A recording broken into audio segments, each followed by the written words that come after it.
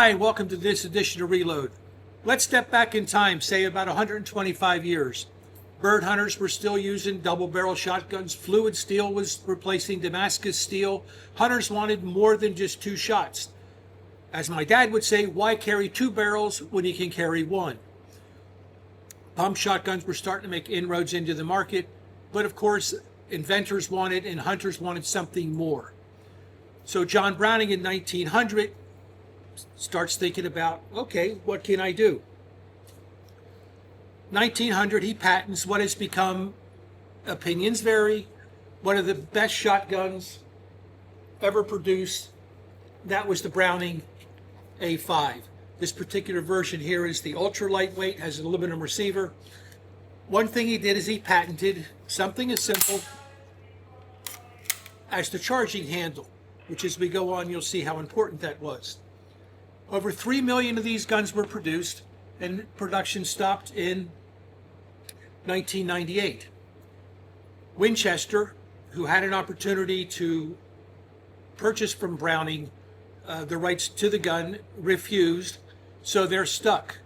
They need an autoloader shotgun, but they can't use a charging handle, so they came up with the Winchester 1911.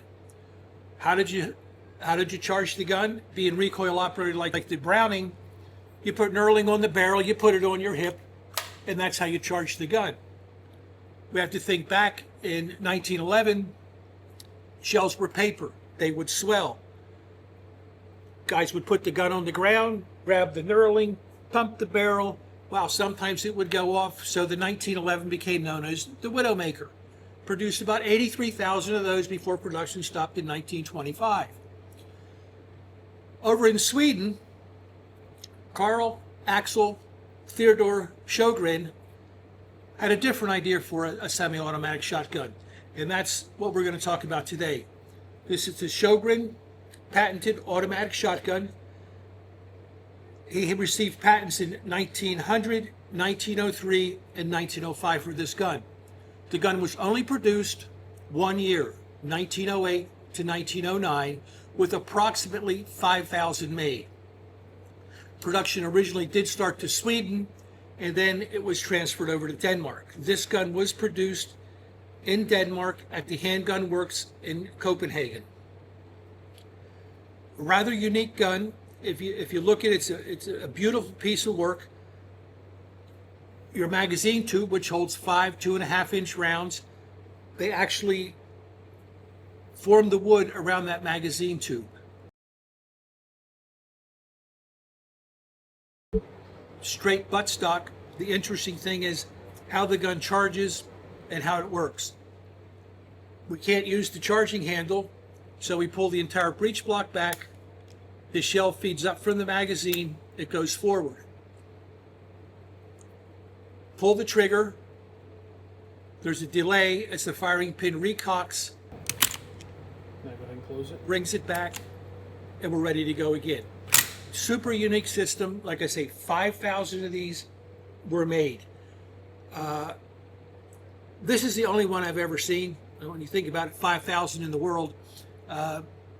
Also, they did do an experimental rifle on this system, which the British did try in trials, but nothing ever came of it. But super unique gun. And just look at the workmanship on it, and you try to think back. Here we are, it's 1909, and they don't have the CNC machine tools we have today, but they were able to actually make a gun that operates so smoothly.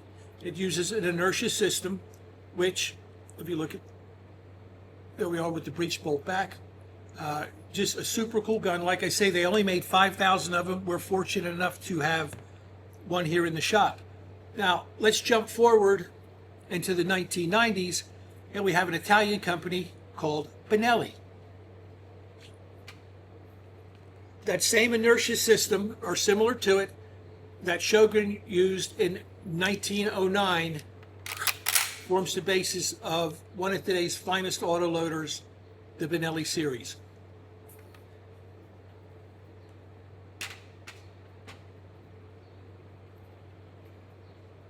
So like I said, we have 5-shot, 2.5-inch, 27-inch barrel, Length of pull is 14 inches. Hard rubber butt plate. Again, made in Copenhagen, but if you ever get a chance to look at one of these, we have this in the shop for you to take a look at. Stop by and see us sometime. Till next time, go out there and have fun shooting.